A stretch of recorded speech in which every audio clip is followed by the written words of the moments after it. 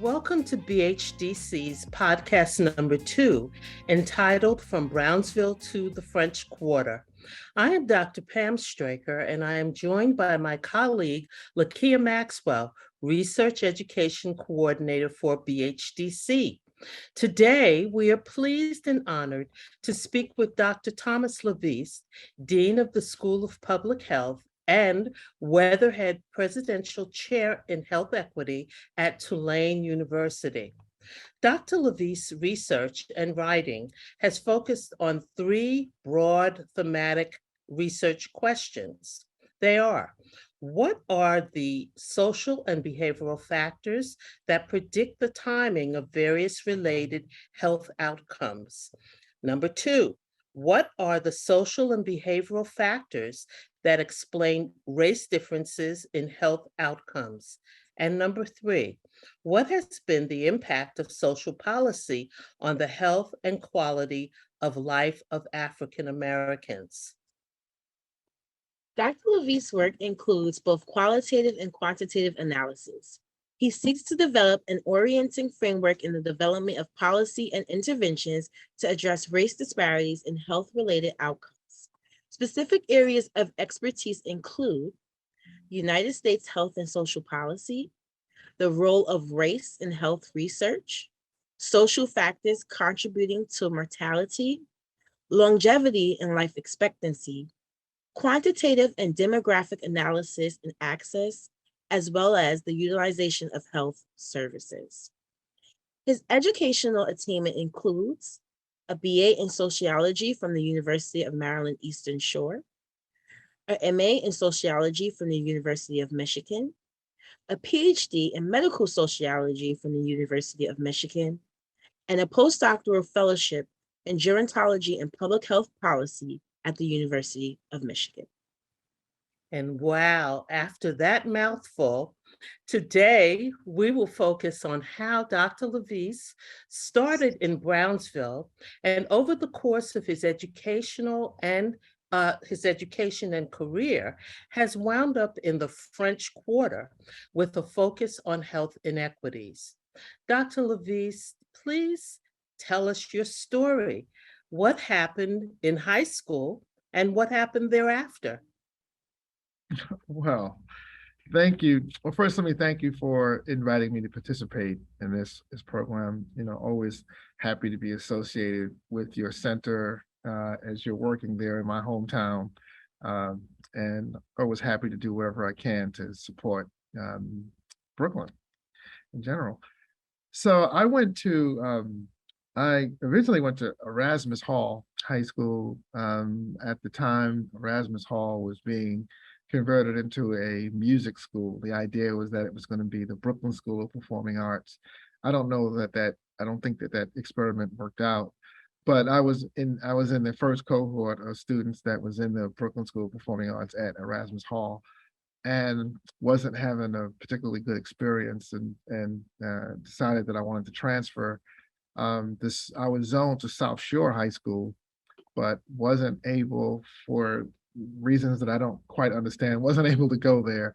And so instead, they allowed me to transfer to Canarsie High School, which is where I ultimately graduated from Canarsie, living in Brownsville. So I grew up in Brownsville in the housing projects, the Tilden projects, where I watched the World Trade Center kind of rise up over the New York skyline out of my bedroom. And I would watch that as it was being built back in the 70s. And I would always look at that skyline and be inspired by it, because I knew that people all over the world wanted to go there. Everyone wanted to get to New York.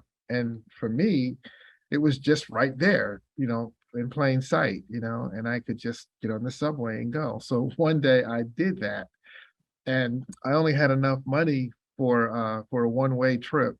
So I decided that if I was going to get caught sneaking on the train, jumping the turnstile, I'd rather that happen in Brownsville than it happen in Manhattan.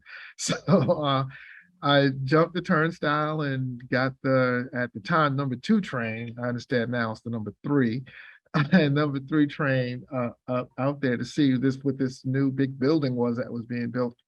And I walked around that part of the city and just to experience it.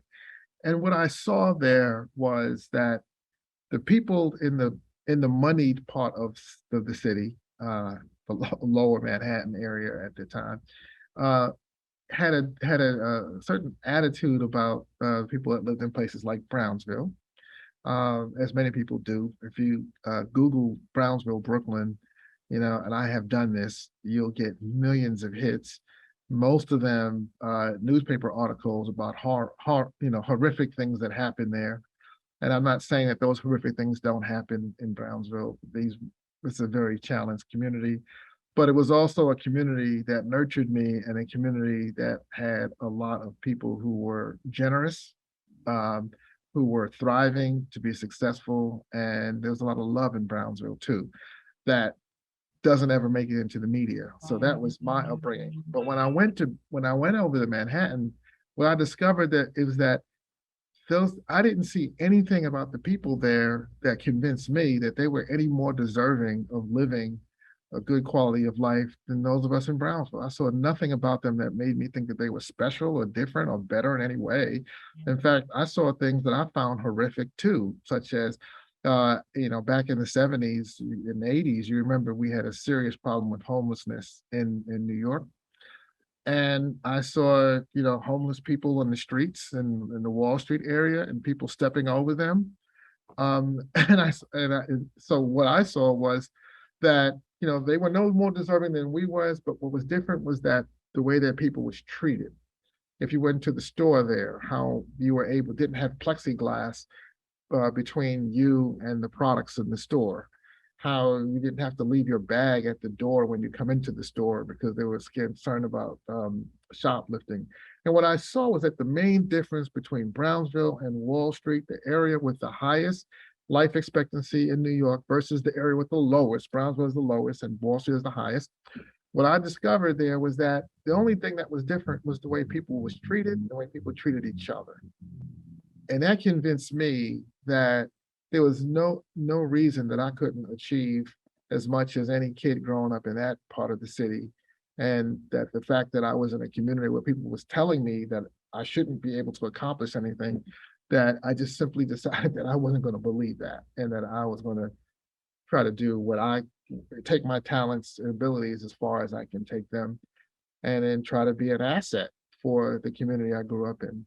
Well, quite frankly, those observations were a precursor to the brilliant work you're doing. That was quite an observation, having gone to Manhattan or to that portion of Manhattan only once. And so your road then led to college, and what happened then? So I went to college on a football scholarship, and I played football at Canarsie and got a college scholarship to play at the University of Maryland Eastern Shore. I think I hold the distinction of being the only person to ever be on the football team and the marching band at the same time. Oh my God. And, which is a great story, except that, when people ask, well, how'd you do that? No, I didn't go in at halftime and change uniforms. I just didn't march during the football season. But I was on the marching band and I was also on the football team there. And after my freshman year in college, the University of Maryland decided that they no longer wanted to support 2 Division I football teams. And they eliminated the team at University of Maryland Eastern Shore, and of course kept the team at College Park. And I was faced with a decision. Do I transfer to another school? Because there were other universities that came in to recruit all of the players from Maryland Eastern Shore, including me. And the question was, do I transfer and pursue football, or do I stay where I am, where I was really thriving educationally? And I decided that I was going to stay and pursue education as opposed to football. Because when I got to UMES, which is a historically Black college, it was the first time that I'd ever been acknowledged and recognized for academic talent. So I was blessed with athletic talent. I was blessed with musical talent. I was blessed with academic talent as well. But no one ever told me that in Brooklyn. No one ever told me that at PS 135, which is just a few blocks away from you all, which is where I went to elementary school. No one ever told me that at BHDC, which is where I went to middle school, and no one ever told me that at Canarsie. And it was when I got to that historically Black college that they recognized that academic talent, and I decided I was going to focus on that. And that really is where I started to place my emphasis. And I think the rest comes from that. That's another interesting topic to focus on, and that is what happens in the various levels of our public education that can either encourage or discourage someone with talents such as yours and those who are just trying to get by. It's very, very interesting, and of course, a topic for another day.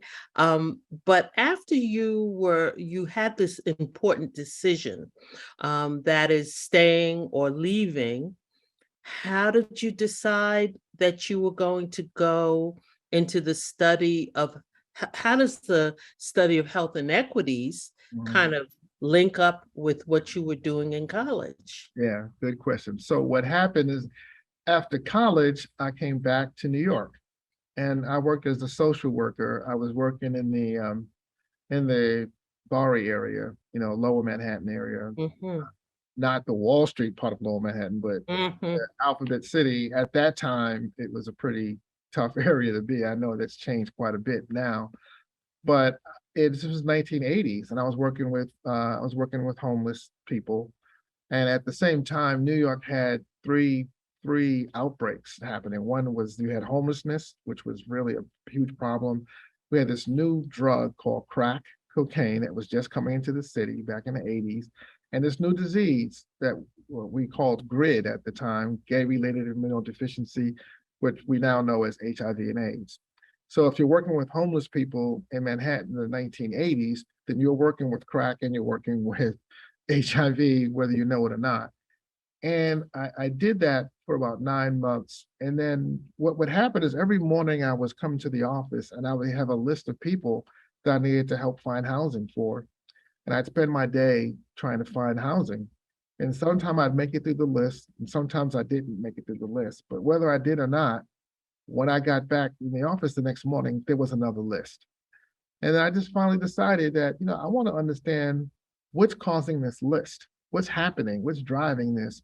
And I wasn't going to learn that by doing the work I was doing as a social worker. So I decided to go to graduate school with the idea that I would learn more about this and work on developing policy to address it. So that's how I wound up going to University of Michigan for that purpose. And when I got to Michigan, that's when I discovered health inequities. I didn't know, it sounds hard to believe now, but back then, I wasn't aware, had no consciousness about the fact that there were these racial disparities. And a report that was published in 1985 by the U.S. Department of Health and Human Services, referred to as the Heckler Report. This is a report that documented the racial disparities for the first time that I'm aware of. And that report really changed everything for me. And I decided at that point that I wanted to learn more about it. So I went over to the Michigan School of Public Health, thinking that they would tell me what's happening there. And what I learned is that not only did they not know why disparities exist, they had some ideas, some theories, but they didn't know, and there wasn't really many people even trying to figure it out. And I was like, wow, this is the most interesting problem that in public health. How are they not working on this? And I decided then that I was going to devote my career to trying to address this issue of racial disparities in health. Thank you. Here at the center, we train a lot of underrepresented minority students about health disparities. What advice would you give them moving into the public health field? So it depends on what you're going to be doing. So there are basically three basic areas. Either you research, or you're doing clinical work, or you're doing more like public health programming and outreach. So I think my answer is slightly different for each of those groups. If you're going to go into research, then what I would say is that you must be excellent with your research methods. You must learn any and every method that you possibly can, because you need that kind of flexibility to apply those methods to different types of problems. So if you're just a qualitative researcher or you're just a quantitative researcher, what I consider you to be is an incomplete researcher. It's like you're a carpenter and you only know how to use a hammer. That's one tool, and that's an important tool, but there are other tools also. So if you're going into research, you need to have command of the full complement of research methods. So because there are some problems that cannot be studied with quantitative methods, and there are some problems that cannot be studied with qualitative methods. And you need to be able to apply the appropriate tool to the appropriate problem and get away from this, I'm a qualitative researcher or I'm a quantitative researcher. I think that's hugely important, especially if you're working on race disparities, because the problem is so complex and nuanced that simplistic analysis coming from just some quantitative thing or just some qualitative thing alone is never going to be sufficient to really understand the complexity of these problems. They're too complex. If you're going into clinical work, then I think it's really important that you don't allow yourself to get incorporated into medical culture to the extent that you forget where you came from and you forget what you learned before you got to medical school. In other words, if you're a person of color in this country, then you've had experiences that inform your understanding about how the world works. Trust that. Trust those instincts. And you will learn other ways of engaging with the world when you get to medical school. And you need to learn that, but don't forget what you learned growing up in Brownsville or East New York or Bed-Stuy or wherever it is you grew up, because those lessons are also going to be important. So don't lose that authenticity. You want to be able to function in the boardroom. You want to also be able to function on the ball court or the barbershop and be that person who is authentically able to conversate with people at all levels. I think that's important for everybody, no matter what area of public health you go into.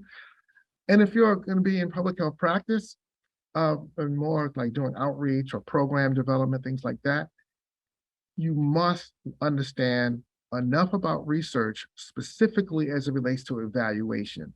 You have to know how to evaluate your programs. Even if you're not going to do the evaluation yourself, you at least need to know how to review and read and understand an evaluation and know what's a good evaluation and what's not a good evaluation. These are all critical, because if you're going to be able to sustain these programs, you're going to have to be able to raise the money to run these programs, and being able to show impact is going to be critical. So, Dr. LaVeist, first of all, as you know, we probably could speak to you all afternoon. We do have you on tape talking about your research. So there are some critical questions that were not answered. Number one is, what musical instrument did you play? Well, I still do play. I am a bassist. I still do play bass, which is why been living here in New Orleans has been. Oh my goodness. Whoa. I keep saying, what took me so long to move down here, where I get to actually, play music and also, do my work in public health. I'm on the board of the New Orleans Jazz Orchestra now, and oh my goodness. I actually do get to perform around town a little bit, and so I'm really enjoying that. So yeah, that's my answer. I'm a bassist. Okay, and then you did some speaking about what was learned from Louisiana's experience with COVID. Is there anything from that experience that you would apply to other areas of the country, and specifically to New York, since we're here? So when early in the pandemic, New York and New Orleans were the two hotspots, right? We were both going through that same challenge. We had, refrigerated trucks with bodies. I mean, all of the same horrors that were happening in New York was happening down here too. We were both having this problem. And the governor established a task force on COVID and health equity and asked me to chair that task force, which was a great experience for me. And I think we played a role in helping Louisiana to manage the pandemic. We're the only state in the country that does not have a race disparity in vaccination rates. And the reason that is that before we ever got the first vial of vaccine in Louisiana, we were already talking about equity.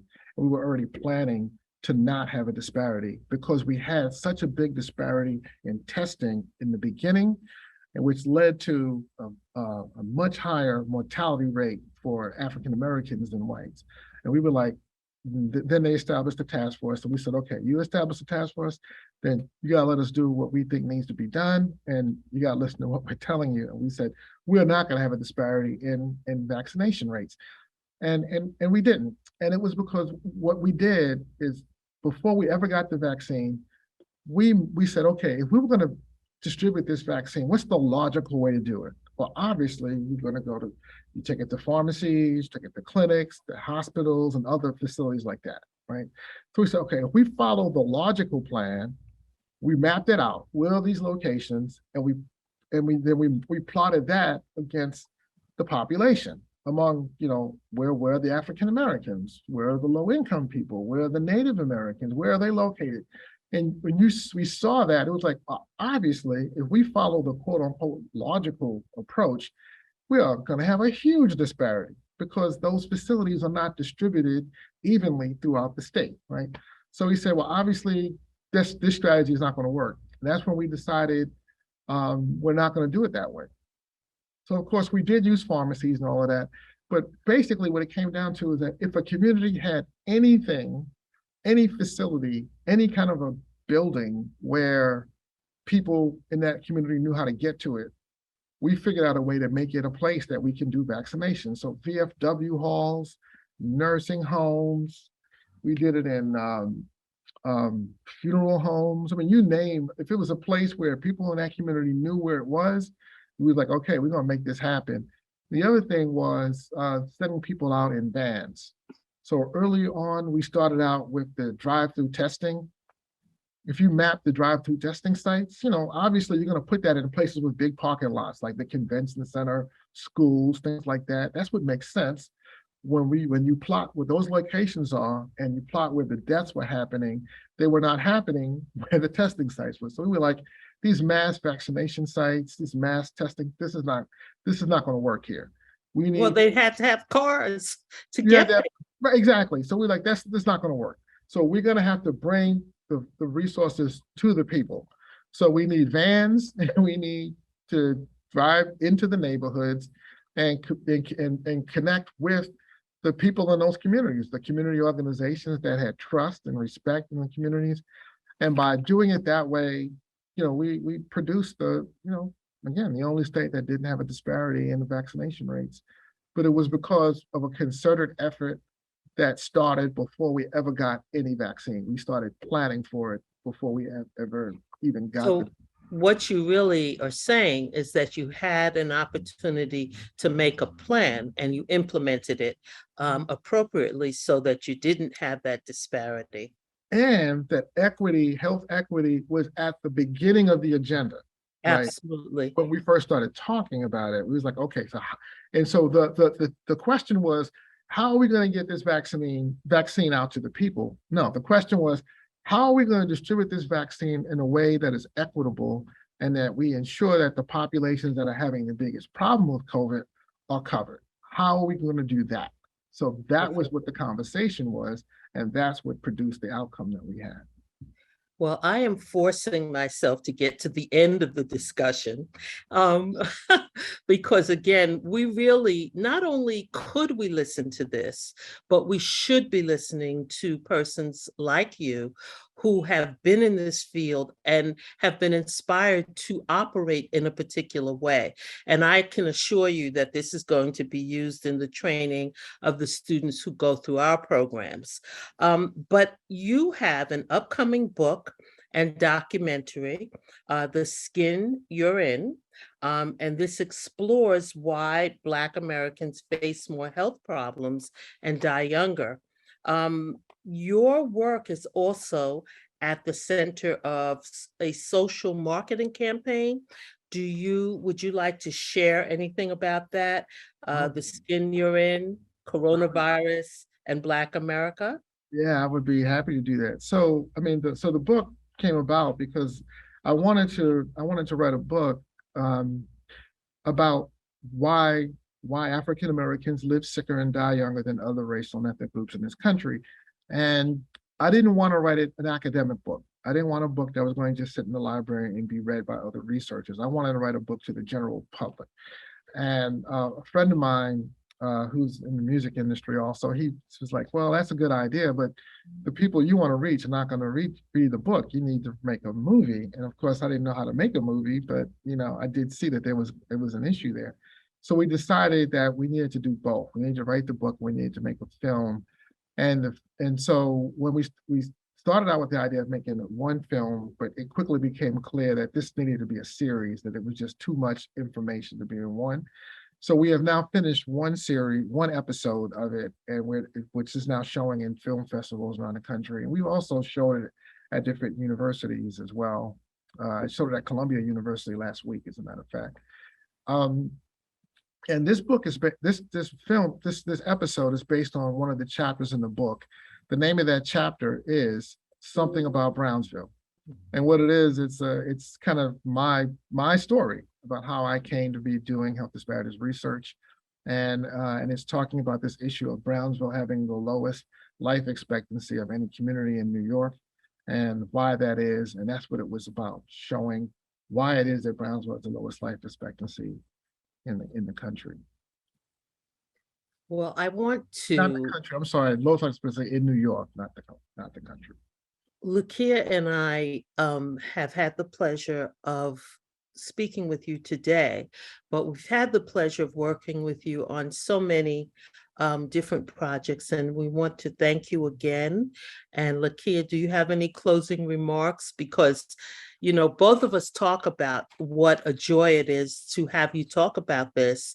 We could have a course that you teach, period, that we could sit in on and just listen. Do you have anything you'd like to say, Lakia? Yes, I always want to thank Dr. LaVeist. It's always great seeing someone from my community, growing up in Brooklyn, living in Brooklyn, working in Brooklyn. It's always great seeing that. And you are a role model, put it that way, to people in the public health field as myself, living in Brooklyn, coming from Brooklyn, seeing those same instances that you have, just in different eras. So I just want to thank you for doing the work that you are doing, and thank you for not forgetting about Brooklyn.